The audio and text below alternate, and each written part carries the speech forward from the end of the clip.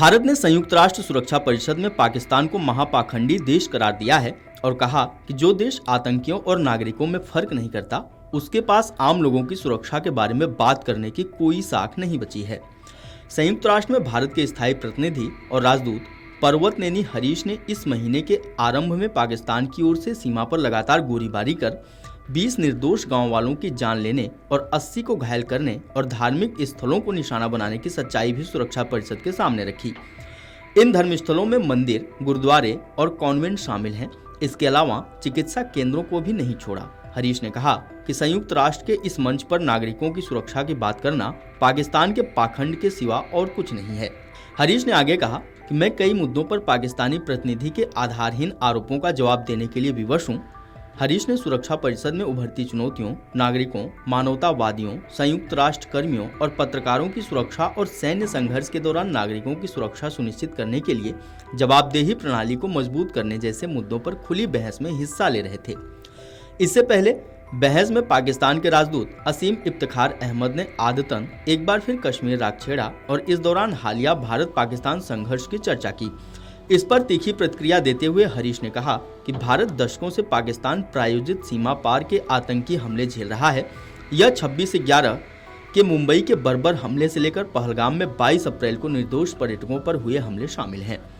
हरीश ने आगे कहा कि हमने हाल ही में एक वरिष्ठ सरकारी अधिकारियों, पुलिस और सैन्य अधिकारियों को ऑपरेशन सिंदूर में मारे गए आतंकियों के अंतिम संस्कार में उन्हें सम्मान देते हुए देखा है।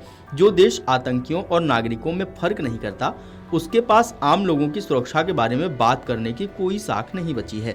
भारत ने इस बात को उजागर किया है कि पाकिस्तानी सेना ने इस महीने की शुरुआत में जानबूझकर भारतीय सीमावर्ती गांवों पर गोलीबारी की, जिसमें नागरिक मारे गए और जानबूझकर धार्मिक स्थलों को निशाना बनाया गया। हरीश ने कहा कि भारत ने दशकों से अपनी सीमाओं पर पाकिस्तान प्रायोजित आतंकवादी हमलों का सामना किया।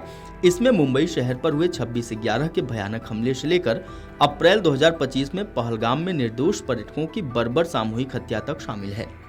हरीश ने कहा कि पाकिस्तानी आतंकवाद के शिकार मुख्य रूप से आम नागरिक हो रहे हैं, क्योंकि इसका उद्देश्य हमारी समृद्धि, प्रगति और मनोबल पर हमला करना रहा है।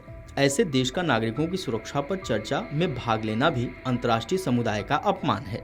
हरीश ने कहा कि हमें स्पष्ट होना चाहिए कि नागरिकों की सुरक्षा को संयुक्त राष्ट्र द्वारा घोषित आतंकवादियों की सुरक्षा के लिए तर्क के रूप में इस्तेमाल नहीं किया जाना चाहिए। अंतर्राष्ट्रीय समुदाय को आतंकवाद के खिलाफ जीरो टॉलरेंस की नीति के साथ आना चाहिए और इसे प्रायोजित करने और इसका बचाव करने वालों को बाहर निकालना चाहिए।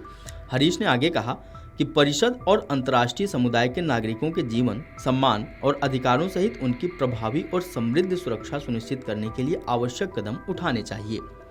आपको बता दें कि पहलगाम में आतंकी हमले में 26 लोगों की मौत के बाद भारत और पाकिस्तान के बीच तनाव बढ़ गया। पहलगाम में 22 अप्रैल को हुए आतंकवादी हमले के बाद भारत ने 6-7 मई की दरमियानी रात ऑपरेशन सिंदूर के तहत सटीक हमले करके पाकिस्तान के कब्जे वाले कश्मीर और पाकिस्तान में 9 आतंकवादी शिविरों को नष्ट कर दिया था। इसके तुरंत बाद पाकिस्तान ने 8, 9 और 10 मई को भारतीय सैन्य ठिकानों पर हमला करने का प्रयास किया, लेकिन भारतीय वायुसेना ने पाकिस्तान के हर मंसूबे को विफल कर दिया। Video desk amarujala.com। अगर आप ये वीडियो YouTube पर देख रहे हैं तो हमारे चैनल को सब्सक्राइब करें और बेल आइकन को दबाना ना भूलें। अगर आप Facebook पर ये वीडियो देख रहे हैं तो हमारे पेज को लाइक करें।